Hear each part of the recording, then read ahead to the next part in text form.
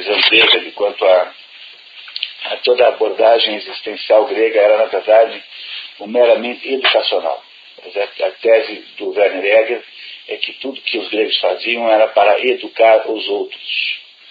E nós fizemos 2 anos desse exercício, que selecionamos diversos trechos, fizemos uma porção de versos aqui, e hoje, tendo passado esses 2 primeiros anos, o programa, aliás, a ideia vai ser feito em Curitiba agora também. Depois aqui de Paranavaí vai ser exportado para Curitiba, e de uma maneira um pouco mais sintética. Então, em vez de fazer 2 anos de Werner e Heger, vamos fazer apenas um, selecionando mais ainda, diminuindo um pouco o escopo, para ter em um ano uma visão muito ampla da contribuição pedagógica da cultura grega. E esse programa começa ainda esse ano, aí em Curitiba, o que é sinal que Paranavaí está exportando tecnologia para Curitiba. Então, o programa Paideia 1 foram esses 2 anos aqui. Ele está reduzido a 1 ano, onde quer que vá começar, terá apenas 1 ano, o Paideia 1 e não 2 como houve aqui. E aí, no início deste ano aqui, quando digo nós, estou falando do CODEP e eu, o CODEP, que é o nosso anfitrião aqui, que é a entidade organizadora, coordenadora desse programa, desse evento. O CODEP e eu, então, fizemos um redesenho do programa Paideia no seu 2º ano, para que ele fosse uma leitura de textos selecionados, de textos de todas as épocas, contanto que sejam textos que estejam fora desta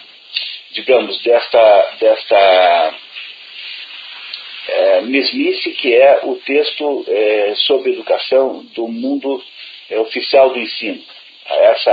Então nós não queremos ler autores como Paulo Freire, não queremos ler autores como Emília Ferreira, não temos o menor interesse em Vygotsky, muito menos ainda em Jean Piaget.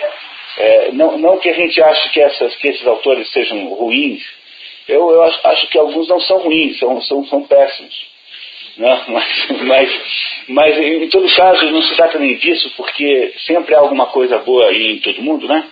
Eu sempre digo que mesmo um relógio parado está certo 2 vezes por dia. Né? Mesmo um relógio quebrado está certo 2 vezes por dia.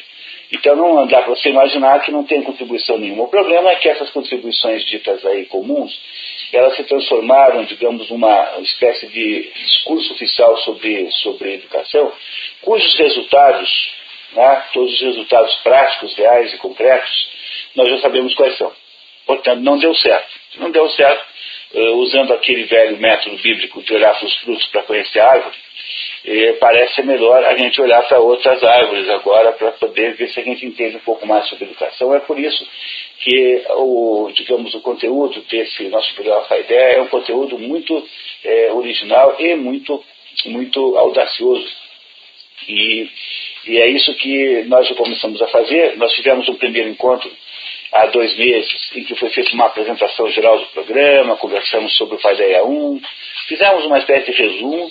Aí, no mês passado, ou melhor, no mês de março, né, abriu um outro curso, nós fizemos lemos o primeiro dos textos, que chama-se Para Entender o Trivium, que é um texto da minha autoria, é um prefácio de um livro chamado Trivium, que não foi eu que escrevi, foi Hermann Miran Joseph. E aí eu expliquei para os nossos colegas aqui como era o processo da educação medieval, qual é o sentido da educação medieval. Espero ter explicado a vocês com toda a profundidade, extraordinária inteligência que é você reduzir o processo de educação ao trivium e ao quadrivium. 7 artes liberais, 7 fundamentais habilidades sem as quais nenhuma pessoa pode se dizer educada. Essa escola medieval que é como tudo que vem do medievo, né? Tudo que vem da Idade Média, sempre desprezada e desconsiderada, é uma das mais geniais invenções humanas no âmbito da formação de pessoas, e foi o que nós fizemos aí no último encontro, há pouco mais de um mês. No encontro número 3, que é de hoje, nós vamos ler um texto sobre São Tomás de São Tomás de Aquino, sobre educação. Então eu escolhi um trecho de uma das polêmicas de São Tomás de Aquino, e nós vamos tentar entender o que é que ele quer nos dizer. Um texto escrito lá no século XIII, eu em seguida falo de novo de São Tomás, só que dei até o fim da lista para vocês terem uma ideia do que é que nos espera aí até o final do ano, não é? Então o terceiro exercício é esse de São Tomás. O quarto é um pedaço de um diálogo de Platão chamado Mênon. Platão tem 36 diálogos. 36 diálogos. E entre esses 36 diálogos há um chamado Mênon, ou Menão, como queiram chamar, como queiram dizer. Mênon é o nome de uma pessoa. E Platão, nesse diálogo, é o diálogo em que ele chega mais próximo a conceituar a educação, apesar de que na República e nas leis existem, obviamente, considerações sobre metodologias práticas de educação do modelo platônico, mas a gente nesse ano não irá entrar nisso. Talvez o ano que vem vamos ter se houver o ano que vem o Paideia 3, que já tem quase todos os seus textos selecionados, o Paideia 3, um deles podia ser um texto da República, por exemplo, de como deveria ser a escola no modelo platônico. Mas, por enquanto, esse ano, daqui a 30 dias, vocês vão saber o que é que Platão, como é que Platão conceitua a educação, lendo comigo um trecho do diálogo Mênon, um diálogo de Platão. Depois disso, nós vamos ter um texto muito importante de um autor chamado Mortimer Adler, que é um filósofo da educação, o maior filósofo da educação do século XX. Mortimer Adler ele viveu assim de 1901 até 2001. Ele viveu assim um século mais ou menos, né, quase coincidindo com o século de calendário. E Mortimer Adler escreveu muitos livros muito importantes, tendo, aliás, um que eu recomendo altamente, chama-se Como Ler Livros, que será relançado daqui a 2 semanas no Brasil, uma nova edição, com o meu prefácio. O prefácio é maravilhoso. Tá? Viu que modesto, né? Humilde, né? E esse livro ensina a ler livros. É um dos livros mais interessantes que você pode comprar, porque ele dá dicas práticas preciosíssimas sobre técnicas de ler os livros conforme a natureza dos livros. Você lê um livro de filosofia é diferente do que você lê poesia. Cada tipo de leitura exige um tipo de abordagem técnica de leitura diferente. Finalmente vamos poder ter um livro, vamos poder comprar. O livro estava desaparecido. E esse mesmo Mortimer Adler escreveu um texto chamado A Deterioração da Educação Americana, que nós vamos ler aqui, e que é um texto muito interessante, porque embora fale dos Estados Unidos, no fundo ele fala de nós mesmos, porque às vezes é melhor você olhar para o outro para entender você, né? Então esse texto vai nos ajudar muito a entender o problema da decadência que houve no mundo inteiro, nos Estados Unidos também, do que se chama de educação. No dia 6, o sexto encontro chama-se a Escola de Ilusionistas. O que é a Escola de Ilusionistas? É um livro escrito por uma francesa contemporânea, uma moça chamada Elisabeth Nuit. Essa senhora, ela é uma psicopedagoga, trabalha com as crianças que foram estragadas pelo método global, ou seja, as crianças que aparecem no consultório dela com 12 anos e não sabem ler, ou sabem ler tudo torto, ou então estão completamente já neurotizadas pelaquela tentativa de de programar a mente delas que o método global faz, e ela então faz uma porção de considerações técnicas. Nós não vamos poder ler o livro inteiro, o livro é desse tamanho, só tem em francês. Esse é um texto que nós vamos traduzir para vocês, não tem como comprar em português, não há texto em português. E ela demonstra, então, faz considerações e tira conclusões sobre o problema que é a adoção que houve na França, coletiva, obrigatória, na escola pública, do método global de alfabetização, todas as suas consequências. É um livro maravilhoso, magnífico. Eu dizia para a Inês hoje de manhã que eu li o livro e fiz tantas anotações do livro que eu escrevi um segundo livro nas margens e entre as linhas, porque é tão extraordinariamente interessante o livro que ela escreveu, tão inteligente, tão perspicaz, que é um desses livros que a gente devia conseguir dar um jeito de traduzir de qualquer maneira aí e passar para todo mundo, porque é uma preciosidade. Depois que a gente lê a Escola dos Ilusionistas, nós vamos ler Uma Sociedade Sem Escolas, do Ivan Illich, que é um padre, hoje deve ser, não sei o que era iugoslavo, né, quando nasceu. hoje com a divisão da Iugoslávia naqueles países, deve ser Sérvio, alguma coisa assim, e que andou aqui pela América Latina, fazendo no México um trabalho memorável. E esse padre é um padre de tendências esquerdistas, não é preciso que se diga isso com clareza, mas é o padre que descobriu por que esse negócio de ensino não funciona. Então ele faz nesse livro, O Mundo Sem Escolas, faz considerações muito importantes e explica finalmente aquilo que parecia inexplicável. Por que é que, afinal de contas, depois da gente gastar todo o dinheiro que a gente gasta, de mobilizar a maior quantidade de pessoas do mundo, não há nenhuma atividade humana que tenha tanta gente empregada como a educação. Tente nomear aí qual é a profissão humana que tem mais gente mais do que professor. Pegue uma cidade qualquer, pegue Nova Londrina. Quantas pessoas trabalham como professor em Nova Londrina? Não tem nenhuma outra categoria profissional que tenha tamanha quantidade de gente. Não tem. Então, depois de eu colocar a maior quantidade de gente relativamente na educação, gastar um dinheiro com isso, aprisionar as crianças sequestrar as crianças durante 8 anos da sua casa, durante 5 horas por dia, no final de tudo isso ninguém sabe nada.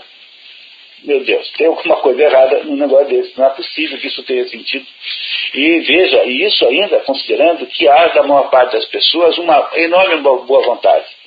Não é? Então deve haver alguma coisa errada nisso tudo, na engenharia desse negócio. É isso que o padre Ivan Illich nos mostra. Vamos ler um trechinho do livro do padre Ivan Illich no 7º encontro. No 8º encontro vamos ler um livro chamado, quando digo ler um livro, eu sempre digo um trecho, né? Porque não vamos ler o livro inteiro, chamado Maquiavel Pedagogo, que é de um francês também contemporâneo, chamado Pascal Bernardin, que também não tem em português, também estamos traduzindo o texto para vocês, não é? Escolhendo um trecho bacana, traduzindo para vocês. Pascal Bernardin faz uma consideração demonstrando que as metodologias modernas de ensino são todas metodologias comprometidas com um determinado esquema de poder. Elas são feitas com objetivos que não são claros, que estão escondidos e que têm ligação com ideias políticas, com concepções políticas do mundo. É isso que o Pascal Bernardin vai nos contar sobre educação nesse texto aí. No encontro, vamos ler um pedaço de um texto famosíssimo do Cardeal Newman. Cardeal Newman é um dos grandes fenômenos culturais da Inglaterra. Esse Cardeal Newman é um sujeito antigo, né? Do século XVII. Cardeal Newman era um cardeal anglicano, pertencia àquela igreja cismática e britânica, da igreja anglicana, inventada não, né? Que foi empossada como igreja oficial por Henrique VIII. Não sei se vocês sabem quem foi Henrique VIII. Foi um sujeito que matava todas as mulheres, um serial killer. Né? Aquele rei da Inglaterra que era um serial killer e que matava as mulheres todas. E esse Henrique VIII foi quem empossou a igreja anglicana como uma igreja oficial da Inglaterra. E esse Cardeal Newman, ele converteu-se ao catolicismo e escreveu um livro famoso chamado A Ideia de uma Universidade. E vamos ler um trecho desse livro. Aí eu não sei se nós vamos traduzir ou não, porque eu não estou com dificuldade de achar em português. Talvez a gente tenha que, infelizmente, traduzir. Infelizmente, eu digo só porque dá um pouco mais de trabalho, né? Mas também não é nenhum trabalho demais. Não é? E por último, nós vamos terminar então o ano lendo um texto maravilhoso da Danielle Masson. Danielle Masson é uma outra francesa, também contemporânea, viva, que escreveu um texto chamado A Escola Ingovernável, tentando correlacionar todos os problemas da escola, como a absoluta indisciplina, a absoluto desinteresse, a bagunça geral em que essa coisa anda, com o próprio modelo de ensino que nós estabelecemos modernamente, ou seja, mostrando o quanto isso que parece uma modernidade, todas essas coisas politicamente corretas, essas conversas de achar que vocês formam cidadãos, de que a escola é para formar cidadão daqui, cidadão de lá, tudo isso no fundo é apenas incentivo, é apenas uma maneira pela qual você legitima a indisciplina e legitima a falta de respeito, a desconsideração, a falta de educação que as crianças têm para com a escola, com os professores, etc. Então, o que a gente vai fazer aí é ver, então, o assunto educação sobre 10 ângulos, que de modo geral não são vistos. São 10 ângulos novos, são 10 olhares diferentes sobre educação. Talvez se eu pudesse precisasse de uma frase para resumir o projeto Paideia 2 e 3, porque o projeto Paideia 3, que é eventualmente para a continuação do ano que vem, tem mais 10 textos assim. Temos, que eu lembro de cabeça, né? Temos Santo Agostinho, temos no outro ano, né? Temos 10 textos que foram escolhidos também, já estão mais ou menos pré-selecionados, embora seja um pouco prematuro eu contar para vocês a lista. Devo ter aqui alguma, deixa eu ver aqui. Em 2011, né? Caso a gente vá fazer, não é? Terceira fase, está aqui, ó. A terceira fase nós temos aí.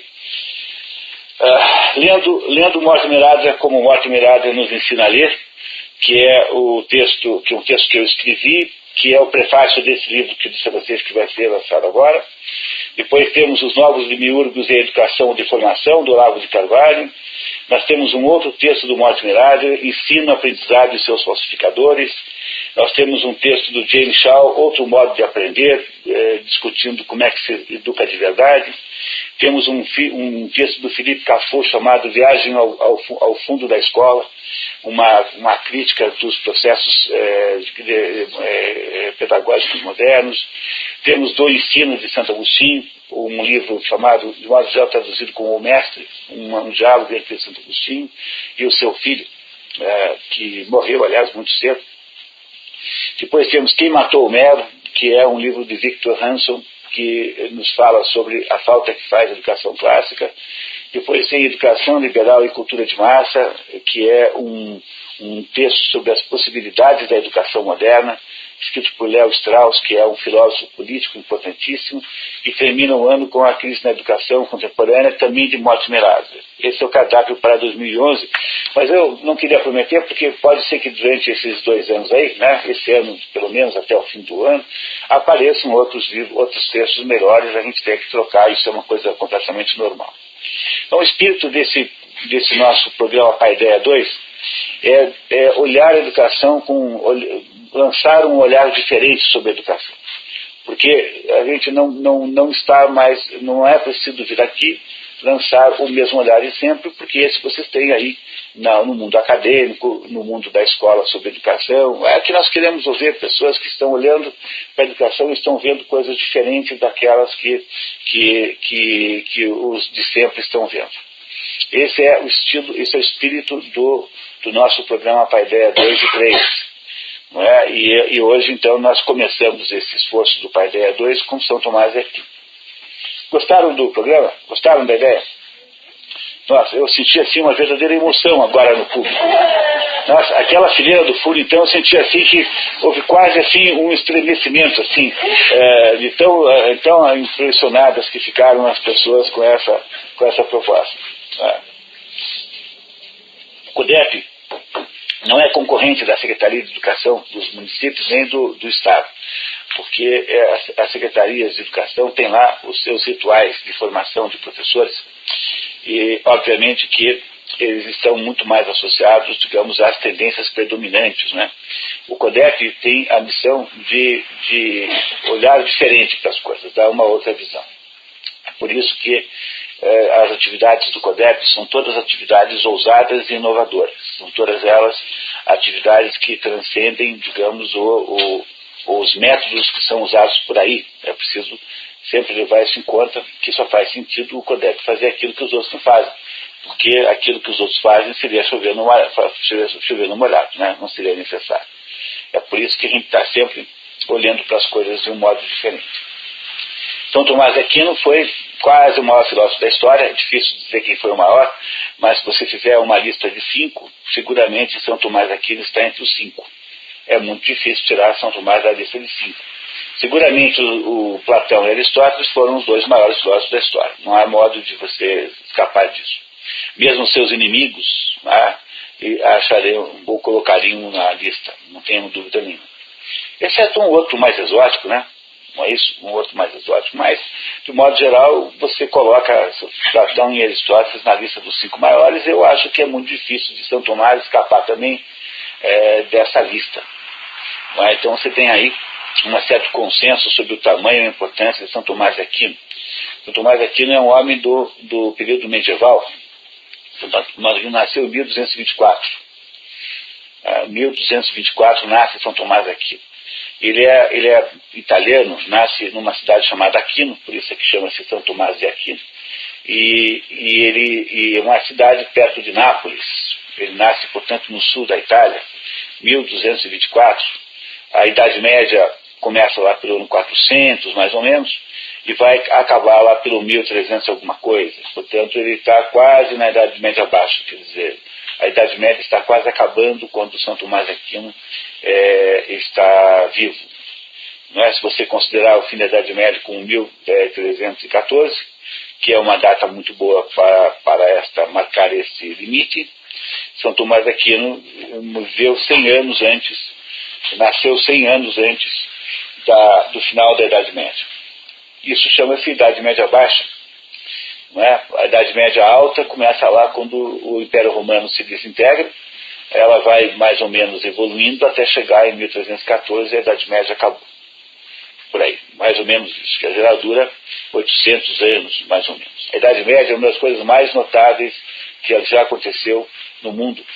Eu escrevi um artigo esses dias chamado A Idade Média por ela mesma, tentando explicar a Idade Média. Talvez fosse um artigo que fosse o caso de botar aqui também no curso. Porque ele é um longo artigo muito detalhado, explicando coisas sobre a Idade Média, de que vocês não fazem a menor ideia. Que a Idade Média, de todas as épocas da história da humanidade, é a mais caluniada. Não é? Como é que vocês veem nos livros de história? A Idade das Trevas, não é? A idade quando alguém quer falar mal de alguma coisa, fala, isso é uma coisa medieval. Essa é uma ideia medieval, como se a Idade Média fosse ruim, mas imagine. Há uma historiadora francesa chamada Régine Pernoud, que é uma maravilha de historiadora, uma maravilha.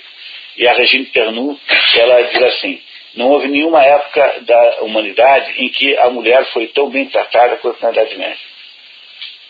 Tem um livro chamado A Mulher no Tempo das Catedrais. Dizendo, porque veja, quando é que nasce no mundo a história do amor romântico?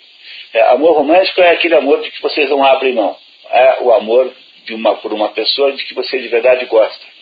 Isso não é uma coisa velha no mundo. Durante a maior parte do mundo não existia esse negócio de amor romântico. Você casava com quem o seu pai e sua mãe diziam que você ia casar. Tanto o homem quanto a mulher casavam com quem. Os casamentos eram combinações.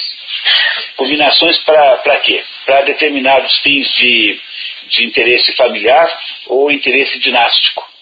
Não é? Então as pessoas casavam mais ou menos. Às vezes os casamentos eram combinados no berço. As crianças tinham dois vizinhos que tinham filhos ao mesmo tempo, assim. Diziam, quando esses dois vão casar. Aí, 20 anos antes das crianças poderem, né, 20 anos antes do casamento, já estavam combinados aqueles dois ali. Às vezes dava certo, mas dava certo por coincidência, né? Não é isso? Né? Porque ninguém aqui iria achar uma boa ideia entrar numa coisa dessa, né? Quem que toparia experimentar para ver se dá certo? Então, o amor romântico, que é o amor em que se decide casar com quem você quer, quer dizer, em que há a necessidade de uma atração ou de um desejo, enfim, o que for, há uma decisão sobre com quem se vai casar. Esse negócio foi inventado na Idade Média. Antes disso não existia. Ora, como é que é possível... veja só, quer ver outro aspecto? Todo o processo, todo o imaginário de literatura medieval é o imaginário do amor cavalheiresco. O que é o amor cavalheiresco? É aquele homem que presta tem uma mulher que ele ama, que ele de alguma maneira transformou numa espécie de objeto existencial, né? Todo cavaleiro tem uma dama, né? Lancelot tem Guinevere, por exemplo. Isso, Dom Quixote tem a Dulcinea del Toboso. É preciso, todo cavaleiro, todo homem que tem uma existência heróica, tem uma espécie de culto à mulher. Olha, como é possível haver culto à mulher se você não tiver um processo de valorização extraordinário da mulher? E essa época que dizem ser uma porcaria, numa época cheia de desgraças, etc., é um momento em que a mulher foi mais valorizada em toda a história humana. muito mais do que a mulher é valorizada hoje. Não é? Incomparavelmente, a mulher na Idade Média tinha uma importância relativa incomparavelmente maior do que hoje. Elas não podiam ser engenheiras? Não podiam. Mas pouca gente podia ser engenheiro. No entanto, sob o ponto de vista do respeito e consideração pela mulher em si, a Idade Média era muito melhor que a nossa. Então, esse artigo que eu escrevi conta todas essas características, né, essas nuances, conta todos esses.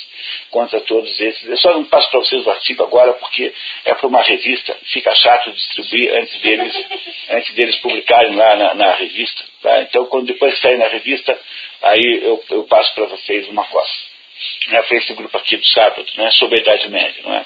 Pois São Tomás de Aquino é uma pessoa da Idade Média.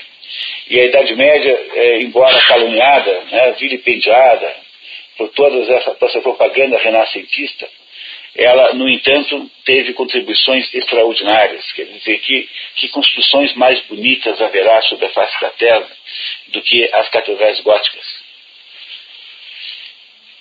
Que coisas mais bonitas haverá? É impossível ter alguma coisa mais bonita que isso. A escolástica, que é esse assunto de que nós vamos lidar hoje aqui, a escolástica é de todos os métodos filosóficos, o método filosófico mais preciso, mais profundo, mais rigoroso que foi inventado até então.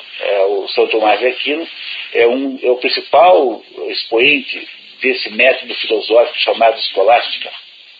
E há um livro de um escritor alemão chamado Erwin Panofsky, que demonstra que as catedrais góticas e a argumentação escolástica têm a mesma estrutura, uma estrutura em que você vai mais ou menos usando as tensões. Veja, a palavra-chave aí é tensão. O que é uma catedral gótica? É uma catedral muito alta, uma construção incrivelmente alta, e a sensação que você tem dentro de uma delas é de altura, porque como ela é muito alta, e toda a sua formatação é feita para parecer alta, então a sensação que você tem, aquele jogo de luzes dos vitrais, é que é uma elevação na direção do céu. É uma das sensações mais arrepiantes que alguém possa ter, é essa de entrar numa catedral gótica e ficar tentando sentir aquilo que está acontecendo ali. Pois o segredo da catedral gótica está, como de toda a arquitetura antiga, né, em que as coisas todas ficam juntas por causa das suas tensões. Ou seja, duas vigas estão uma empurrando a outra, então elas ficam paradas. Você pode colocar uma viga lá em cima, que ela não cai, porque é uma parede tensiona de um lado, outra do outro. Portanto, tensão é o segredo da construção. As tensões que há. Você tensiona de um lado, tensiona do outro. Ora, o que é a tensão, fundamentalmente? Nada além do próprio processo da vida humana. A nossa vida humana é uma tensão entre o céu e a terra. Esse é um assunto que nós estudamos ontem à noite aqui, quando lemos aqui uma peça de teatro grega chamada Eumênides. Foi o assunto do programa Expedições. Para quem não sabe, nas sextas-feiras antes do nosso grupo aqui de Paideia, tem sempre aqui um encontro aqui nesse mesmo lugar, em que nós damos um grande livro da literatura mundial para entender o que é que ele tem de essencial e que vai servir para nós orientarmos nossa vida. O próximo livro chama-se Os Noivos, e será apresentado aqui, Os Noivos, na véspera do Dia dos Namorados. Então nós fizemos um esforço enorme para fazer coincidir, entendeu, os noivos com o Dia dos Namorados, né? Não é isso? E vocês não percam de jeito nenhum uma das histórias mais bonitas que já foram escritas por um italiano chamado Alessandro Manzoni. Na Itália, todo jovem que vai para a escola tem que ler Os Noivos inteiros. É uma espécie de... é o romance mais importante em língua italiana escrito em todos os tempos. E os noivos serão apresentados aqui na véspera do nosso próximo encontro. Aí vocês sabem quando é o nosso próximo encontro. Inês, você lembra da data? Dia 12, Dia dos Namorados. Então dia 11, não é, portanto, né, dia 11. Romance, dia 11 de junho. Isso, então dia 12, sábado, é Dia dos Namorados. Dia 12. Então vocês podem trazer os namorados. Está liberado aqui pelo CODEP, trazer os namorados não paga. Que é para que vocês não tenham essa desculpa de que não vieram para o curso por causa dos namorados. Tá? Só não traga se for chato. Mas isso acho que vocês não namorariam com ninguém chato, né? né? Jamais, né? Tá certo, muito bem. Bom, mas, enfim, muito bem, muito bem. Enfim, olhando para esse assunto aqui, voltando para o nosso assunto, a Idade Média é uma das coisas mais extraordinárias que já aconteceram no mundo. Não é? Tem coisas que a gente não entende na Idade Média mais, porque o modo como aquele povo era assim, era uma época em que tudo era público. Os nascimentos eram públicos, as mortes eram públicas, tudo estava à vista, não havia nada escondido. Era uma época de roupas coloridas, era uma época de gente muito menos, havia muito menos projetos de natureza, havia muito menos ambição do que hoje, mas havia uma espécie de espontaneidade generosa em tudo. Era uma época extraordinária aquela. Havia coisas lá incríveis, extraordinárias. Era uma sociedade conduzida pelo ritmo do badalar dos sinos da igreja. Os sinos é que estabeleciam o ritmo da vida. Era uma sociedade, portanto, sob a musicalidade dos sinos. Foi uma sociedade incrivelmente diferente da nossa e que produziu coisas notáveis, extraordinárias, entre elas a escolástica. A escolástica é esse conjunto de técnicas filosóficas que foram, sobretudo, desenvolvidas por São Francisco de Assis, por São Tomás de Aquino, e que ainda hoje tem reflexos na filosofia moderna. Ainda há, hoje, grupos de filósofos chamados neotomistas. Neotomistas são os filósofos que tentam continuar a obra de São Tomás. O mais importante neotomista é Jacques Maritain, já falecido, mas do século XX, muito recente, muito próximo de nós. Não que Jacques Maritain tenha grandes méritos, não é nenhum São Tomás, mas é apenas uma demonstração de como o tomismo, tomismo é a filosofia de São Tomás, que por sua vez faz parte da escolástica, como o tomismo foi importante e influente no mundo moderno. Bom, feito esse comentário sobre a Idade Média, então é preciso que eu faça agora, conte um pouquinho a vocês da vida de São Tomás, para que nós entendamos o texto. São Tomás nasce em 1224. Nasce na Itália, numa família aristocrática, é um menino rico, não é para os padrões da época, e perto de Nápoles, é italiano. E São Tomás, então, tem uma infância normal, e aí quando completa 15 anos, vai começar a estudar, vai para a escola. No sistema medieval, ninguém ia para a escola antes de 14 anos. Até 14 anos, criança não tem que ir para a escola, tem que brincar só. Brincar, ouvir histórias. Ou brincar e fazer uma espécie de compreensão do mundo. E, portanto, 1239, São Tomás vai para a Universidade de Nápoles, com 15 anos, vai aprender as 7 artes liberais.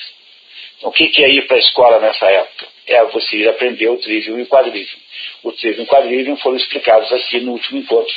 Os que estiveram aqui certamente lembrarão. Tá? Então você vai com 14, 15 anos para a escola, antes disso não, e aí com 14, 15 anos você vai aprender as 7 artes liberais. Você aprende onde? Na universidade, porque nessa época só quem sabe ensinar é padre. Todo o ensino é religioso. Não há ensino público no conceito moderno de ensino público, ensino laico. Ensino laico só vai aparecer depois do Renascimento. Ele aparece no Renascimento por inspiração de um sujeito chamado Comênios, um determinado teórico da educação, chamado Jan Amos Comênios, que é um tcheco, me parece que é tcheco hoje. E esse Comênios é o pai da educação moderna.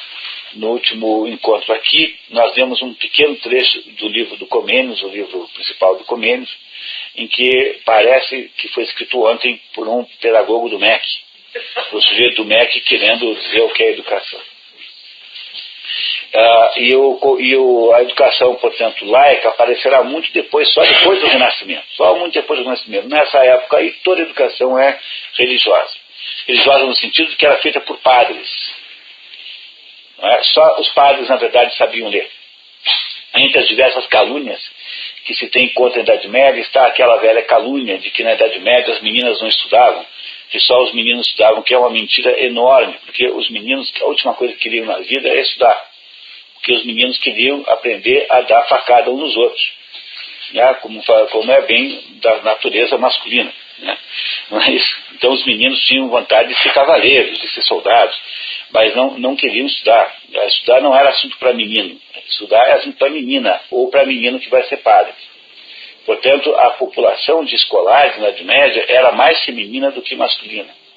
Mas como os propagandistas, né, os caluniadores da Idade Média estão soltos até hoje, não porque exista alguém querendo caluniar a Idade Média, mas porque houve uma inércia, né, os livros de história, eles copiam os livros de história que os antecederam, que por sua vez copiaram os livros de história que os antecederam, e assim, e as mentiras renascentistas sobre a Idade Média foram se reproduzindo meio que por inércia, assim até hoje.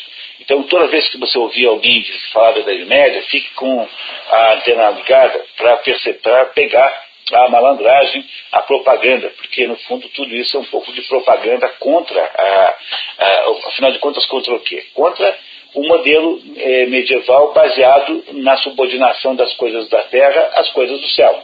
No fundo, é esse o problema. É isso que se quer derrubar. O que se quer derrubar é esta subordinação da terra ao céu. E é por isso que se faz a calúnia contra a Idade Média, porque ela foi um modelo social em que isso existia. E é a razão pela qual se fez tanto esforço em denegrir e caluniar uma época inteira da humanidade.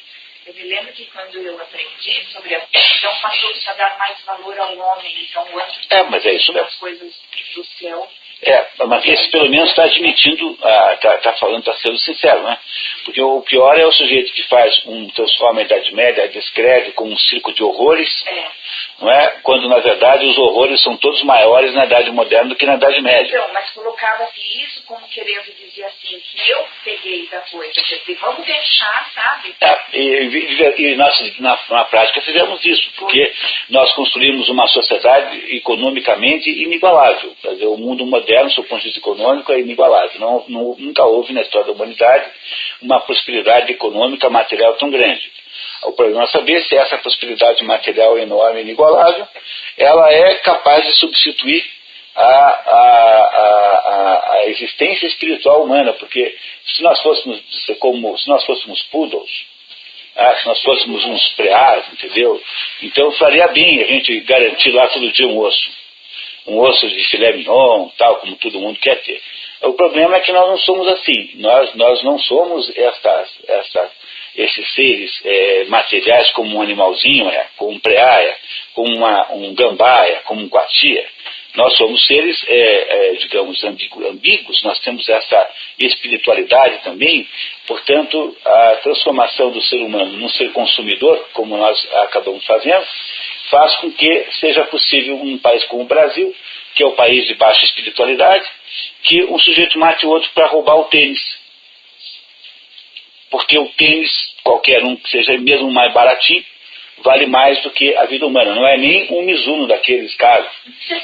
Qualquer tênis vagabundo tem mais valor do que a vida humana.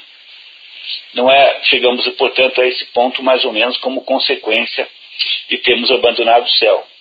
O modelo medieval tinha muito mais sabedoria do que o modelo moderno, mas os modernos precisam fazer a propaganda contra para que se criminalize, né? Não é isso?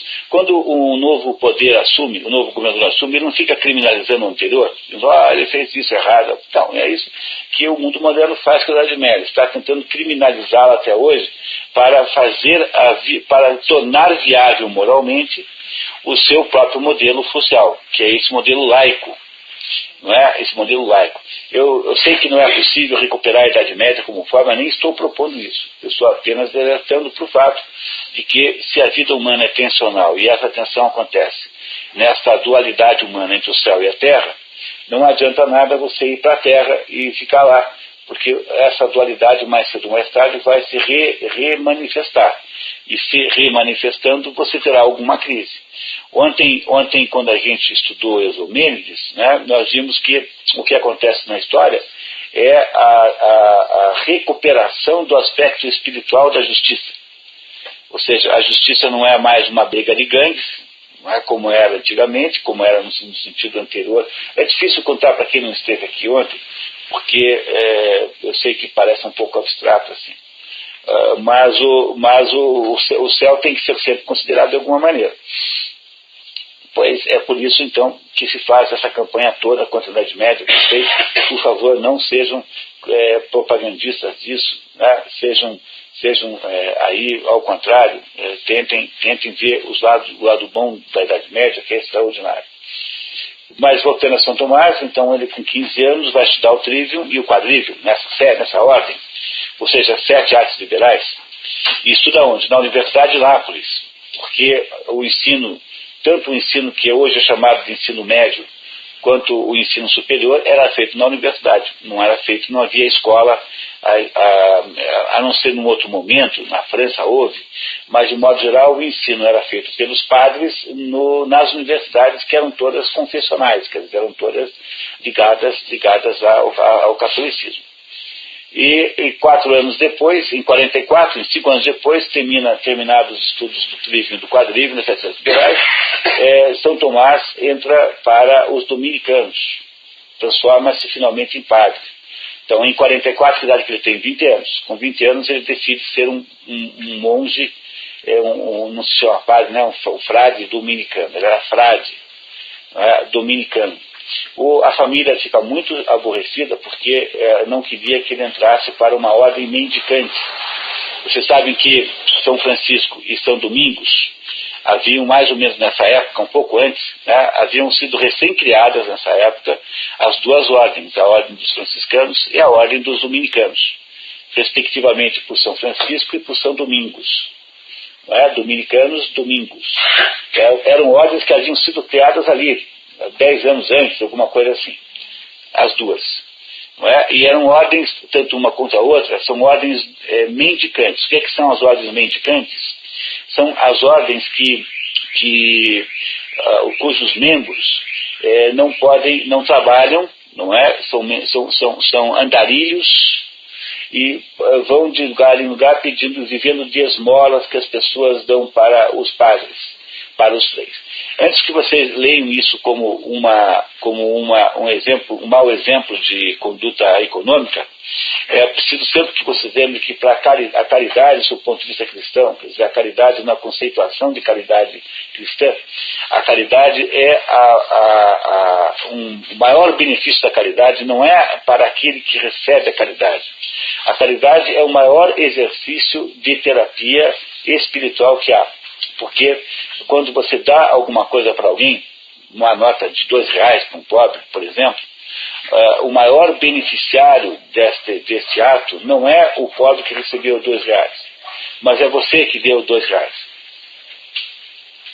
A caridade não foi feita para ajudar o pobre, embora ajude-o como consequência, como efeito colateral, como um remédio que dá dor de cabeça quando tenta consertar a úlcera, né? Não é isso? Então, o efeito colateral da caridade é ajudar quem a recebe, mas a caridade foi feita, na verdade, para ajudar quem a faz, quem a fornece, quem produz a caridade. É uma espécie de terapia espiritual, né? É um remédio espiritual. Então, faça o teste. Todas as vezes que você estiver mal, você achar que você está mal, que você não está bem, que você está chateado, faça caridade que melhora automaticamente. Esse é o princípio da caridade, mas tem que fazer caridade daquele jeito que está escrito lá no Sermão da Montanha. Tem que fazer de um jeito que a mão esquerda não saiba o que a mão direita fez. Se você ficar por ela ardeando, como essas bobagens de empresa politicamente correta, socialmente responsável, tudo isso, na verdade, são caridades que não sobem ao céu. Entendeu? Você dá a caridade e ficar por aí contando para todo mundo, esta caridade não sobe ao céu. Pois a Bíblia Jesus Cristo manda você fazer isso da maneira mais discreta possível. Não é um problema para o mundo, é um problema para você mesmo. É você que recebe o benefício da caridade. Portanto, esses monges mendicantes, esses dominicanos e franciscanos, eles eram uma nova abordagem, quer dizer, era uma novidade nessa época. Eles estavam começando as duas ordens. E São Tomás, depois, esse pessoal todo vai virar a base. Olha só que interessante, o Luiz Gonzaga de Carvalho, que dá aulas aqui em Paranavaí, ele conta como ninguém essa história de como foi que foi fundada a Universidade de Paris, que foi durante muito tempo o maior centro de cultura do mundo, e foi fundado pelos monges mendicantes. Quer dizer, os principais professores acabaram sendo esses monges, por uma série de circunstâncias. Eu sugiro que vocês perguntem a ele na próxima vinda aqui, ele vai explicar para vocês isso muito bem. E o São Tomás, que na época não era São, né, que era Tomás de Aquino, entra na ordem dominicana contra a vontade da família, porque se ele entrasse numa ordem, digamos, que fosse menos exótica, ele teria a possibilidade de ter mais influência política. Afinal, a família de Tomás era uma família política, aristocrática, tinha interesses políticos, portanto. Mas ele entra na pior das opções, de acordo com a visão da família, que é para ser um sujeito humilde, um sujeito que vai pedir esmola e briga com a família por causa disso, mas continua sendo dominicano. E em seguida já entra na Universidade de Paris. Em 45 já está lá Tomás estudando na Universidade de Paris para fazer o quê? Continuar a sua formação. Ele tinha feito as 7 artes liberais e agora ia estudar teologia, que é uma das 3 profissões liberais, não é? Um dos 3 estudos superiores liberais, que é medicina, direito e teologia. Entrou aí na escola de teologia, onde ele será aluno de Santo Alberto Magno, grande Santo Alberto. Alberto Magno é alemão, é mais velho que Tomás, um pouco mais velho, e esse Alberto Magno tem uma importância muito grande, porque Santo Alberto estava fazendo toda aquela tentativa, toda aquela limpeza, todo aquele trabalho de organização da obra de Aristóteles, que estava sendo redescoberta por meio dos seus tradutores e comentaristas árabes. Então, os comentaristas e tradutores árabes, como Averroes Avicena, por exemplo, haviam feito haviam preservado a obra de Aristóteles, que havia sumido do Ocidente, não é? Nós estamos no século XIII, então de 13 séculos sumiu Aristóteles. Não é? Mais ou menos 13 séculos sumiu Aristóteles. O Santo Alberto estava organizando a obra de Aristóteles, que tinha das bases árabes. Não é? O problema da obra de Aristóteles é que os árabes não só preservaram a obra como tradução, mas em alguns momentos andaram misturando a sua opinião com a opinião de Aristóteles. Quer dizer, os textos eles usavam Aristóteles como referenciamento das suas próprias ideias, de modo que tinha que fazer uma limpeza para saber qual era o Aristóteles original, o que era Avicena, Averroes, etc. E aí o Santo Alberto fazendo isso, né, vira professor de São Tomás, na Universidade de Paris. E aí então é que Tomás, com base na descoberta de Aristóteles, na filosofia aristotélica, começa a produzir uma síntese entre a doutrina cristã e a metodologia filosófica de Aristóteles, tão extraordinária, que desta síntese, então, nasce mais ou menos aí uma coisa chamada escolástica.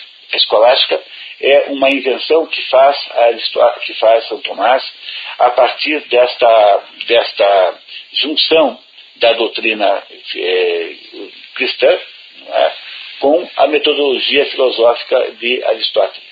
É um dos maiores trabalhos intelectuais que a humanidade produziu.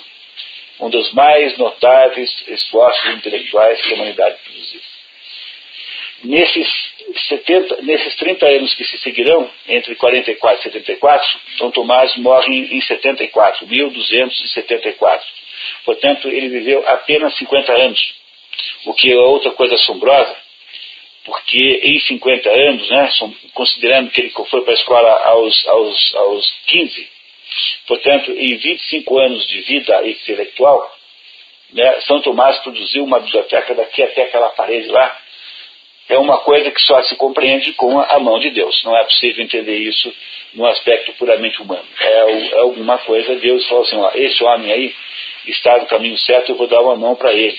E aí Deus bota a mão em cima, o Espírito Santo ilumina, né, como fez com os apóstolos. Os apóstolos eram 12 paspalhos, 12 bobalhões.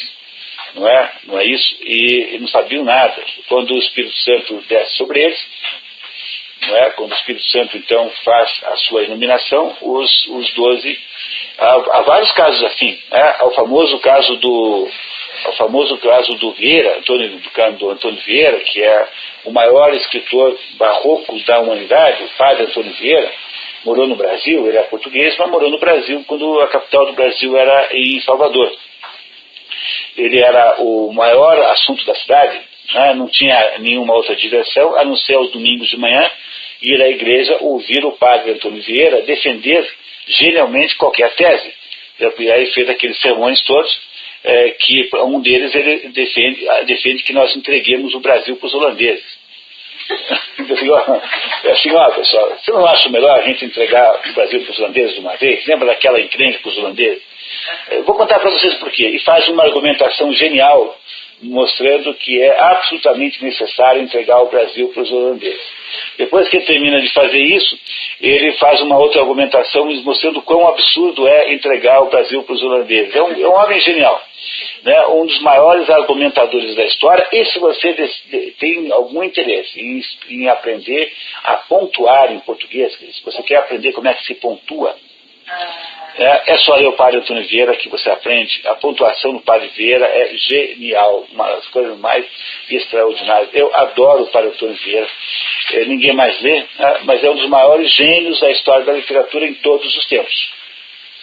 Em língua portuguesa, você tem gênio, que poderia estar em qualquer lista do mundo. Você tem Camões, você tem padre Antônio Vieira, você tem o Machado de Assis e tem o Fernando Pessoa, nessa sequência de cronológica. Esses 4 são os únicos 4 escritores em língua portuguesa que são absolutamente universais.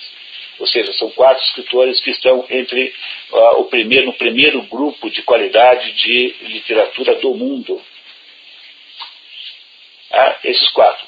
Camões, padre Antônio Vieira, Fernando Pessoa, Machado de Assis e Fernando Pessoa. Essa é a sequência, digamos, mais ou menos cronológica dos 4, embora Machado e Fernando Pessoa estejam muito próximos o Fernando Pessoa é mais novo que Machado. Fernando Pessoa morreu em 1930, e Machado morreu mais próximo da virada do século, um pouquinho mais novo. Enfim, o que eu quero dizer para vocês é que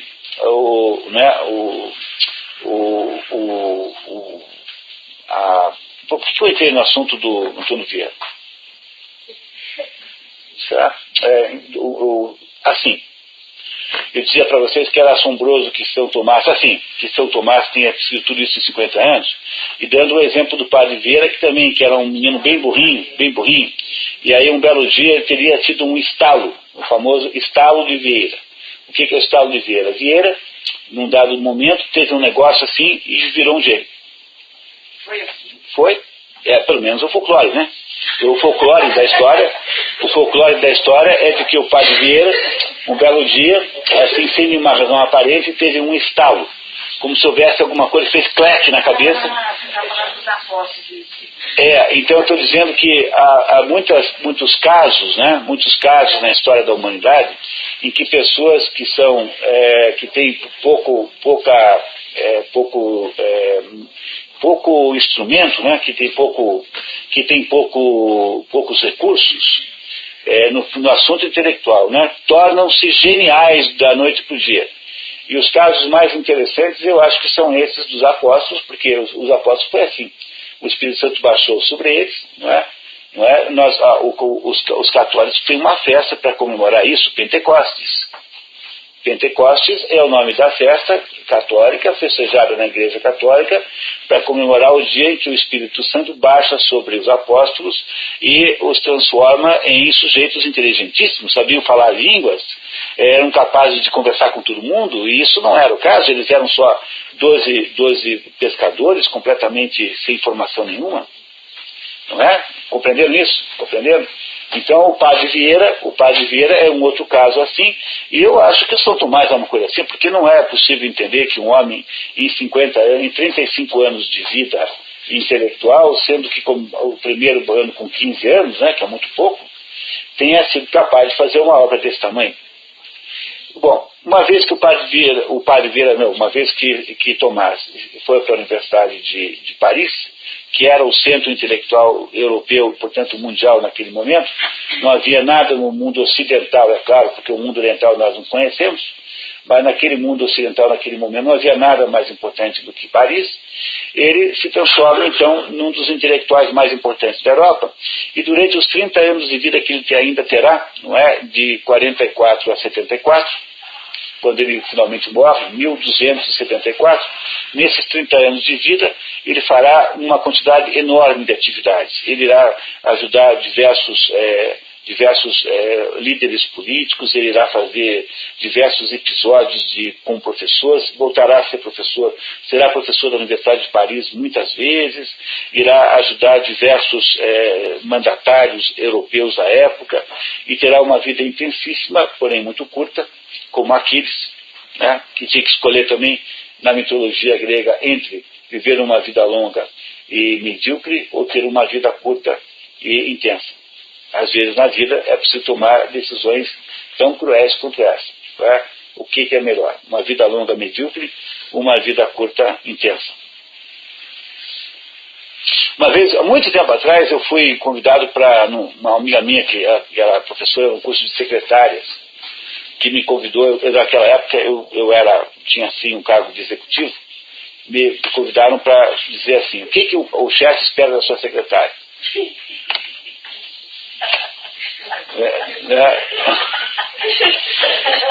Eu logo pensei em fazer uma opção de piada, depois achei que não ia pegar bem. Mas aí eu fui lá fazer a palestra, né? Então tinha assim umas 20 moças, assim, todas assim, meninas, 14, 16, 17 anos, garotas assim. Tinha uma só tinha duas fora do comum. Uma que era assim, toda moderna, usava assim uns penteados estranhos, e tinha a Dalva, que tinha me convidado, que era a professora delas, e que era uma jovem viúva, assim, uma moça viúva já, mas com menos de 30 anos, 28, 29. E aí eu disse assim: bom, então vamos fazer o seguinte, então para vocês responderem esse assunto, então me respondam a seguinte pergunta antes, mas com sinceridade. Topam? Todo mundo topou. Fiz todo mundo levantar a mão direita. Então é assim, o que vocês preferiam para marido? Um homem que fosse brilhante, mas infiel? Ou um homem que fosse fidelíssimo, mas fosse uma pessoa medíocre? Não, quero um homem brilhante e fiel. Não, essa opção não está em jogo. Tá? Não, porque eu acho que não existe. Não, essa opção não existe, tá? Essa não está em jogo. Tem que escolher entre as duas opções. Tá?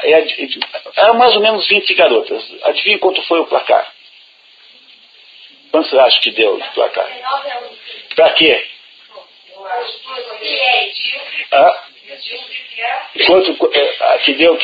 Quem se ganhou? Ganhou medíocre e fiel. Mas adivinha por qual placar? 20-2. Né? Ou era assim, duas só que votaram no homem brilhante, que era a Dalva, aquela que era a mais velha de todas, né? A mais experiente, a que tinha mais idade, que tinha sido... As outras eram todas solteiras, 100%. E a que era moderninha. As outras votaram todas no homem fiel. Daí eu falei assim, sabe, entenderam agora?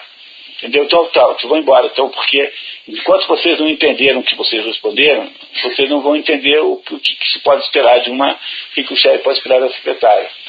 Tá? Então pensem depois, quando vocês entenderem, vocês saberão a resposta. Naquela época eu me divertia mais, né? Foi porque precisaria mais? Não, estava resolvido. Né? O assunto era tão simples que não tinha mais o que fazer. Enquanto elas não compreendessem de verdade a natureza masculina e feminina, elas não vão compreender o que o chefe quer da sua secretária, porque qualquer coisa que o chefe possa querer da sua secretária, sejam coisas legítimas ou ilegítimas, tanto faz, né? Sempre serão coisas associadas à natureza do homem e da mulher. Portanto, entre o chefe e a secretária haverá sempre, antes de mais nada, uma relação entre homem e mulher que prevalecerá e predominará, né, antes da relação profissional. Que a relação profissional, obviamente, moldará aquela relação. Mas, no fundo, é sempre esse o problema. Né? Não é? E agora, por que eu entrei nesse negócio da secretária? Foi?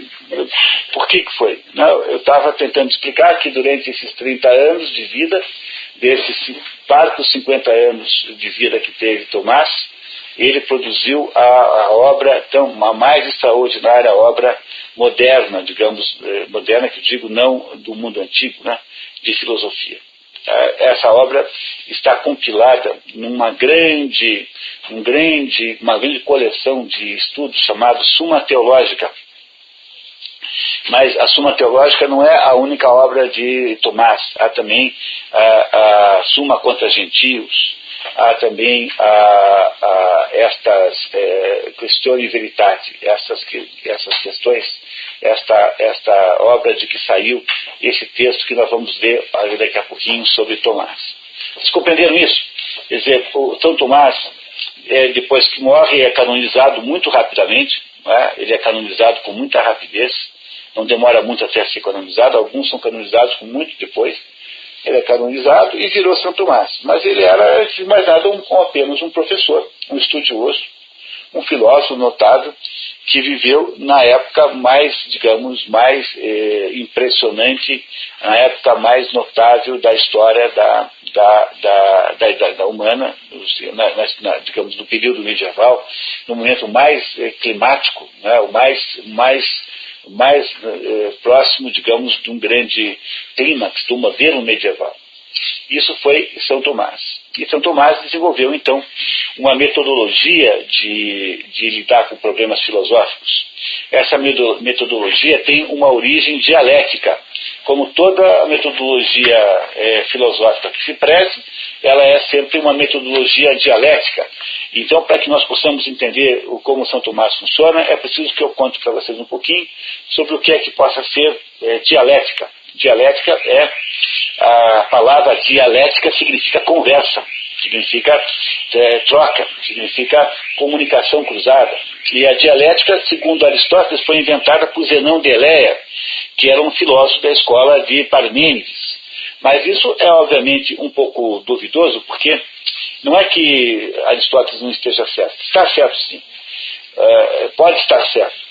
Mas é que há tantas dialéticas quanto filósofos que usam essa palavra chamada dialética. Em cada um dos casos há um modo de você lidar com a palavra dialética. Quer dizer, dialética significa alguma coisa diferente conforme o filósofo que você estuda.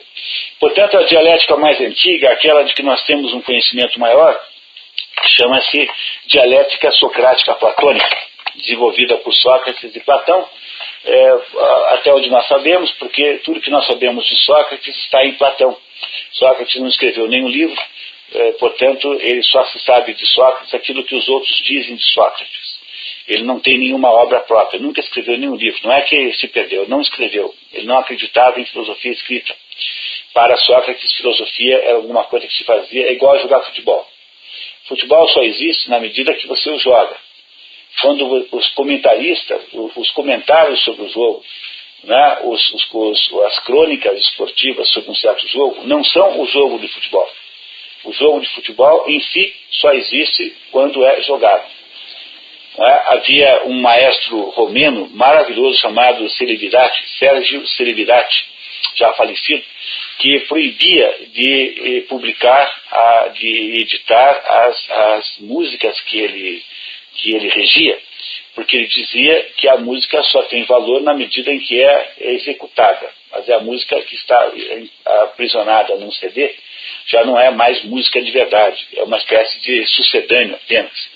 Enquanto o Sérgio Celibidache foi vivo, nunca houve nenhum disco de Sérgio Celibidache para vender. Depois que ele morreu, hoje tem aí, porque os filhos, né, mandaram ver, né? Os filhos não estavam tão impressionados, tão interessados em defender esta ideia filosófica sobre a pureza da música.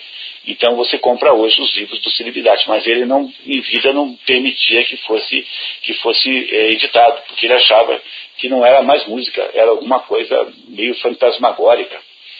Né? Quer dizer, a música gravada é um negócio meio fantasmagórico, não é como a música real tocada naquele momento concreto em que você está tocando. Não é assim? Portanto, Sócrates achava que filosofia era assim.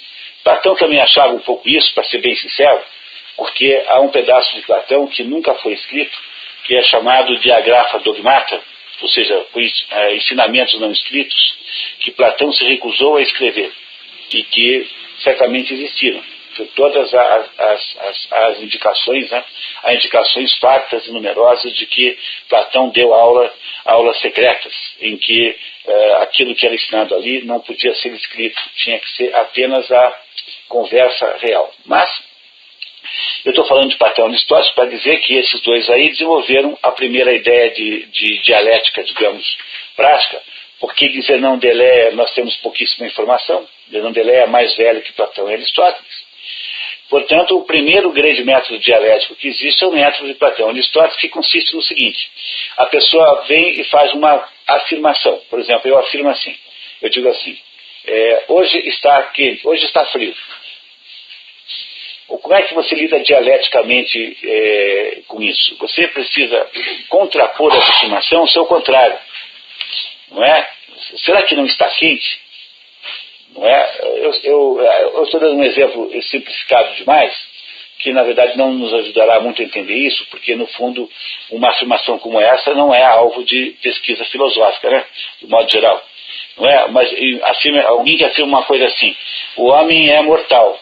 Ah, bom, então você diz assim, bom, e se o homem não fosse mortal? O que decorreria disso? O que quer dizer com isso é o seguinte, que para você poder entender alguma coisa, é preciso você pesquisar o contrário dessa coisa. Porque senão você não entende essa coisa. Porque é pesquisando o contrário que você vai mais ou menos garantindo se aquela coisa está certa ou está errada. Por isso que quando você faz um tratamento filosófico de algum assunto, quer dizer, quando você lida, quando você examina filosoficamente um assunto, você sempre o examina dialeticamente. Não há nenhum modo de ser o sujeito. A metodologia fundamental da filosofia é a metodologia da contraposição, da contradição com o que você está dizendo. Porque é desse embate de extremos, desse embate de polos opostos, que nasce alguma clareza sobre o assunto. Vocês não estão lembrando de nada não agora? Lembra que eu contei para vocês que as catedrais góticas são estruturas que se formatam, né, pela contraposição de forças opostas que se mantêm juntas. Quer dizer, as oposições das forças se anulam umas às outras e você vai como que produzindo de contraposição, de oposição a oposição, vai produzindo uma obra para o céu. Uma escada para o céu, que é o que a catedral gótica significa, que vai pela contraposição tensional de uma coisa contra a outra. Entendendo que o que é que unifica, portanto, a catedral gótica com a escolástica? Porque se na escolástica eu faço a mesma coisa, se no modelo de Tomás eu faço a mesma coisa, se cada argumentação de São Tomás é uma espécie de catedral da palavra, o que é que unifica uma coisa e outra? A arquitetura gótica e a palavra de Tomás, a palavra da escolástica. O que unifica é o fato de que ambas são essencialmente dialéticas. Por quê? Porque é da estrutura da realidade das coisas que as coisas estejam em tensão. Em tensão sim, não é claro, escuro. É da estrutura da realidade do mundo e das coisas que exista essa tensão implícita e intrínseca a todas as coisas. E é por isso que quando você produz uma arquitetura baseada nesta ideia, não é? E produz uma filosofia baseada nesta ideia, quer dizer, uma construção de um processo que é a filosofia em geral, você pode unificar as duas coisas em si. O que o Erwin Panofsky, nesse livro que eu disse a vocês, esse historiador da arte alemão, não consegue entender, que ele não chega a esse ponto, que o fator unificador da catedral gótica e do raciocínio escolástico é a natureza dialética profunda que há nas duas coisas.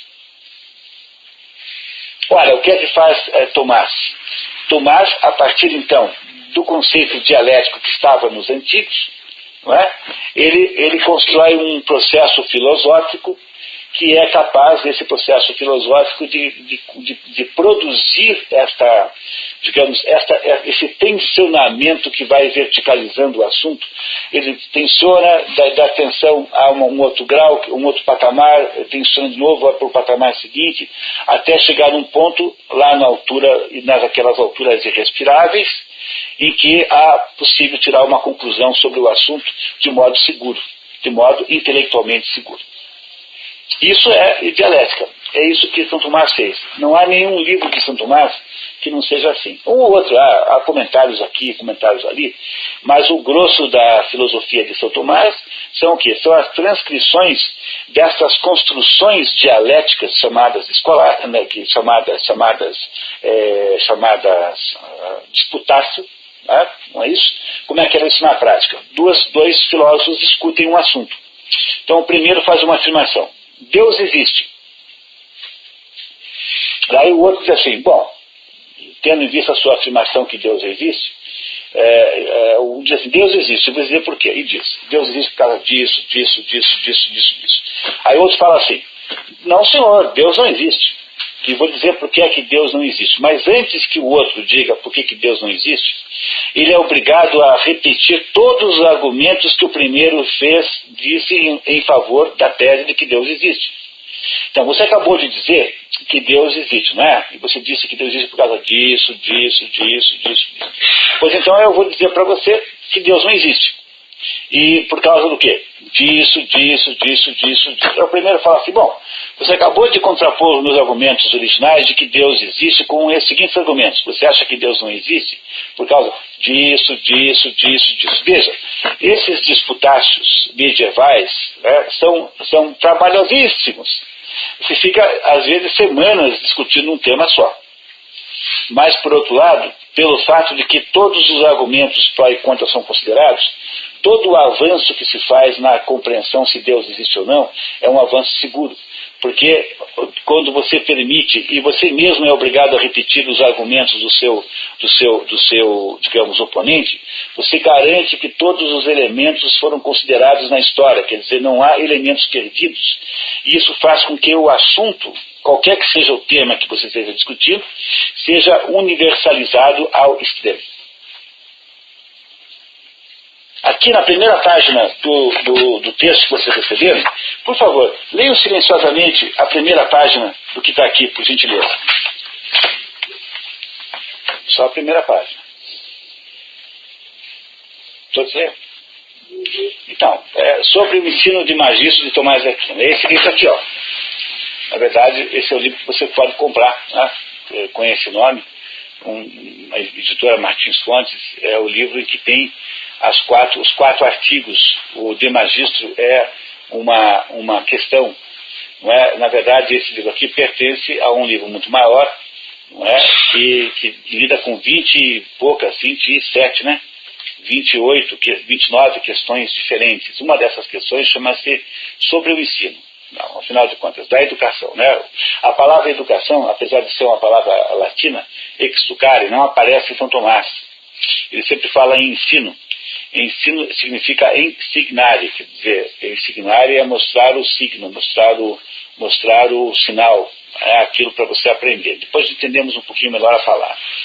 Mas das 28 questões que São Tomás discute numa certa obra, uma delas chama-se do ensino. E essa questão do ensino está aqui traduzida, tem aqui tanto o ensino quanto o estudo de São Tomás sobre os 7 pecados capitais, que é muito interessante. Um dos melhores estudos sobre os 7 pecados capitais que há nesse livrinho aqui, traduzido muito bem em português por esse Jean Louan, que é um professor da USP, muito bom tradutor de assuntos. Aliás, é um dos únicos brasileiros teóricos de educação que vale a pena ler, esse Louan. É um professor da USP que tem um nível extraordinário, esse Louan, né? Que é um francês que mora no Brasil. Não é? Está aí o nome dele lá. Está aí marcado no texto de vocês o nome completo. Tem também a bibliografia aí. E E o de magistro é composto, portanto, de 4 artigos. Há 4 artigos que ele considera, 4 aspectos, portanto, do ensino que ele estuda, que ele debate se pode ser ou não pode ser. E esses 4 aspectos, né, um deles, o primeiro, é aquele que foi selecionado para o dia de hoje aqui. Mas como essa linguagem aqui é uma linguagem com a qual vocês não estão acostumados, para que nós não corrêssemos risco de não entender, não chegar às conclusões finais de São Tomás sobre o ensino, então eu não coloquei o artigo inteiro aqui nesta cópia, coloquei apenas a parte final, que é o que nós vamos conseguir ler na prática, dentro daquela perspectiva de sair daqui com alguma coisa meio concreta, para vocês sentirem que essas 4 horas de esforço foram, digamos assim, conclusivas, não é? Então, vocês não têm aí o artigo inteiro. O artigo inteiro, a beleza de ler o artigo inteiro seria ler, sentir na prática como funciona esse aspecto dialético, que eu tentei reproduzir aqui, já que eu não ia botar o artigo inteiro, eu tentei fazer aqui nessa introdução uma demonstração de como funciona na prática isso. É claro que fazer a experiência concreta é melhor, mas nós temos que fazer escolhas, porque é aquele negócio, é o homem brilhante e fiel, o homem infiel e medíocre. Lembra? Tudo na vida são escolhas, né? Não é isso? Não é isso? Só para vocês saberem, eu desprezo que se eu fosse mulher, eu ia querer ter um homem bem brilhante, e mesmo que fosse infiel. Se eu fosse mulher, é claro. Não é isso? Não é isso? Aliás, a gente tem que tomar cuidado com essas coisas. Por exemplo, as mulheres vivem com essa conversa de que querem ter um homem sincero. Eu, se fosse mulher, a única coisa que eu não ia querer na vida é ter um homem sincero. Já imaginou? Eu estou gorda? Tá bem gorda. Fulaninha é mais bonita que eu? É muito mais bonita que você. Se eu fosse mulher, eu ia querer ter um homem muito mentiroso e um homem de modo nenhum sincero. De jeito nenhum eu queria ter um homem sincero. Deus me livre. Não sei o que as mulheres têm na cabeça querendo um homem sincero. Você não acha, Toninho, estranho isso? Pensando bem. Né? Agora, sabe por que nós achamos estranho? Porque nós somos homens e nós não sabemos interpretar as mulheres, porque as mulheres sempre falam por enigmas. Assim, as mulheres quando dizem não, sempre querem dizer talvez. Quando as mulheres dizem talvez, elas sempre querem dizer sim. E quando elas dizem sim, saia correndo, você vai ser estuprado. Não é assim? Então, como as mulheres falam por enigmas, elas são sempre esses seres enigmáticos impossíveis de entender. Por isso que a gente não entende quando elas dizem que querem um homem sincero, elas querem dizer o seguinte: eu quero ter um homem que me ame e me proteja. É, não é? Então, é isso mesmo. Se eu fosse mulher, também ia querer ter um homem que me amasse e me protegesse. Se eu fosse mulher. É claro. Não é? Não é assim? Não é? Muito bem. Pois, enfim, quer dizer, o que eu queria dizer então é que São Tomás, não é? Nesse pequeno trechinho, é o primeiro artigo do conjunto chamado De Magistro. O conjunto inteiro está aqui, quem quiser ler o De Magistro, está aqui para você ter uma ideia do tamanho da obra de Tomás, para você ler apenas esse livro, que é das questões da verdade, né? Chama-se Questões da Verdade, esse livro, em que ele analisa 28 pontos. Não é? Para você ler apenas esse livro, esse aqui é 28 avos, apenas esse livro, que é um dos menores livros de São Tomás de Aquino. Então, quando eu digo para vocês que há alguma coisa da mão de Deus nesse negócio, não é possível que eu esteja muito errado, porque ninguém consegue fazer uma coisa dessa que São Tomás fez. É impossível. Imagina, para você produzir qualquer coisa que vale a pena, né? Qualquer contribuição verdadeira, precisa às vezes uma vida inteira para produzir 10 linhas realmente que façam alguma diferença. Imagine o esforço, né, que não representa na prática, né, a vida real e concreta. O esforço gigantesco. Um homem como esse tem de ter, uma pessoa como essa tem de ter o dedo de Deus. Não é possível que não exista aí algum aspecto absolutamente divino conduzindo isso. Pois não, Inês, vamos lá. No item 5, aqui na estrutura da Tasso, question disputatio. no item 5. Você tem duas modalidades de fazer isso, né? Tá. Então, a primeira modalidade é assim, você faz isso coletivamente. Você faz isso como uma disputa mesmo, em que há um duelo intelectual entre dois filósofos. Então, há duas pessoas que fazem um duelo, e aí um defende a tese para um lado, outro defende a tese para o outro. É como fazer o Antônio Vieira. O Antônio Vieira, quando ia fazer aqueles sermões lá, lá na igreja, domingo de manhã, em Salvador, no tempo da colônia, né? No tempo da colônia ainda, não era no tempo do Império, né? O Vieira era no tempo da colônia. Ele dizia assim, bom, hoje o assunto o assunto, por exemplo, hoje é a misericórdia. Será que devemos ser misericordiosos ou não devemos ser misericordiosos? O que vocês querem que eu defenda? Daí ele perguntava para o público o que o público queria que ele fizesse. Que ele defendesse um lado ou defendesse o outro. Por quê? Porque pelo processo que Vieira usava, que é um processo no final dialético, no final das contas, Vieira podia tanto defender um lado como o outro, não que ele acreditasse em qualquer lado, entendeu? Não que para ele fosse indiferente. É claro que ele preferia a misericórdia, mas ele podia demonstrar, então, né, pela prática, que é possível argumentar a favor, contra a misericórdia, com uma argumentação tão poderosa, que pode eventualmente dar a impressão de que não ter misericórdia é melhor do que ter misericórdia.